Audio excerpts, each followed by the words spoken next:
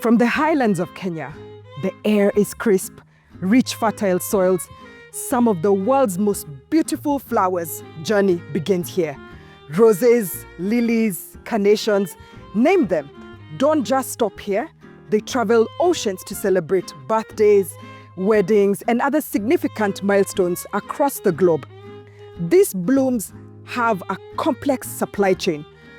Farmers nurturing each and every stem, packers carefully packing each and every stem, and partners like Maersk making sure the freshness reaches you in its top-notch quality.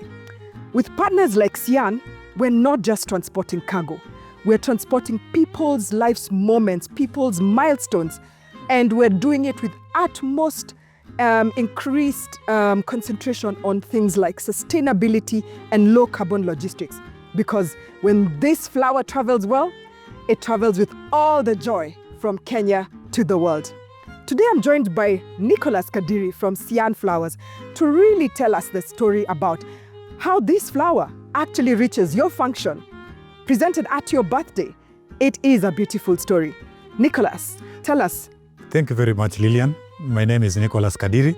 I'm the General Manager, Maasai Flowers, which is one of the farms in Sian Flowers. Sian Flowers is a group of 4 farms that are spread across the country, covering over 150 hectares. We are the biggest producers of spray roses, having an average of around 70 hectares of spray roses.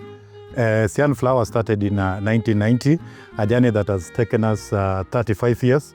We are actually celebrating our 35 years this year. Congratulations. Yes, thank you very much. So we do standard roses, spray roses, and also summer flowers. Our farms are spread all over Kenya, as I earlier said. Maasai Flowers is 1,625 meters above the sea level. We have Agriflora Kenya Limited. We have Equator Flowers and Sololo down at the Rift Valley. Beautiful. Yes. Take us through. I am quite curious, and I'm sure the viewers today are quite curious. Sure. We are in a greenhouse today. Yes. But how does this flower get from here to the pack house in readiness for export? Okay. Briefly, in terms of growing fast, by the time we grow this flower, we harvest after 4 months, and then the preceding harvest will now take 2 months. Immediately the flower is harvested, it has to be subjected to a very cool chain, because once it is harvested, its dyeing process starts. And you have to make sure that the guaranteed number of days at the customer's end. If we've guaranteed the customer 7 days in the vase, we need to make sure the flower achieves that 7 to 10 days in the vase life at the customer's house. So immediately the flower has been harvested, it is put straight in a post-harvest solution to ensure that it continues with the processes. And then from there, it needs to take the shortest time possible to the cold room, because it will, once it gets to the cold room, it means that all the metabolic processes of the flower will be slowed down. And when the metabolic processes are slowed down, it means that the vase life of that flower will be made much longer. So the key thing from harvesting is handling. We have to make sure they are handled very well, so that when the customer gets this flower, it gets them without blemish. Because any flower that has a blemish is not good for the market. It means even if you give somebody as a gift, he will not appreciate it the way it should be appreciated. True. So from grading all, we have what are called quality checks to check whether that flower meets all the standards of the market. We check whether it has diseases, whether it has pests. From there, it is packed. And after packing, again, it is subjected to a refrigerated truck to make sure it gets to the airport in the coolest way possible. So we maintain a temperature of 2 to 4 degrees maximum up to the airport. Thank you for taking us through that. And as we go along, we take, lessons. Every day is a lesson. Sure. To improve our work. And we've noticed that, air was the old way of transporting these beautiful blooms to our friends and family out there around the globe. But now here comes the new kid in the block, sea freight. Sea freight, sure. Providing quite the opportunity to even send quite a lot and in a very efficient way. Take us through that journey. How has been sea freight for you? Yeah, initially, as you've correctly put it, air freight was the main thing. Mm-hmm. But after Corona, that is 2020, we had some challenges.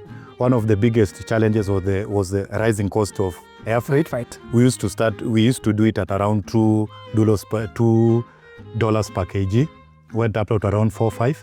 The other thing was capacity, because at some point we didn't have enough capacity, and therefore when sea freight came, and definitely there was also that issue of the carbon footprints.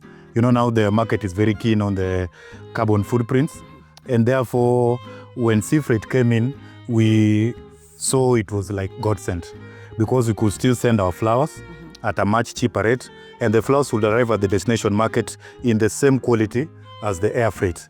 We could send more flowers, and then we could also time our market. So it has been something that we feel is very timely, and with a lot of benefits to us as growers. Wow, what a story, what a journey. Thank you so much, Nicholas, for immersing us through how these beautiful blooms are traveling around the globe to celebrate with a lot of our friends out there.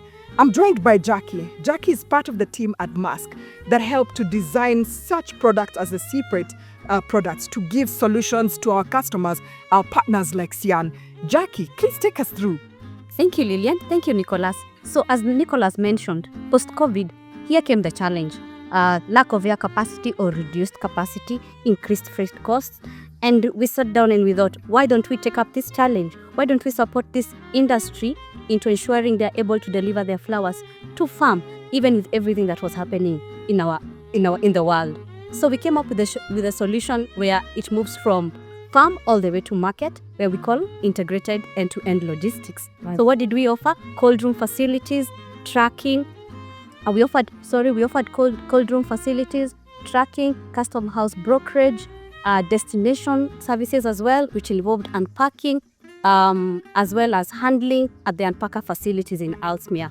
So over and above this, we're able to hold the hand of the customer to ensure that the end-to-end solution works. They have peace of mind, especially with our other product we call Captain Picture. With Captain Picture, you're able to track the temperature conditions of the container. Yes, Nicholas did mention yes, the oxygen levels and the carbon dioxide levels. Nicholas is able to track it at his desk in Sian. He's able to pinpoint the location of this container while seated in the office here in Kenya. So this has really worked for the industry. We have helped them grow. We have worked with them as a partner. We have expanded the market. We have given them a second solution to air freight. We have offered a second landing for them, where it was really difficult for them in 2020, in 2021, in 2022, and now they're thriving. So we've been here. Thank you, Nicholas, for supporting the industry, and we are here to work with you into the next level of Sian.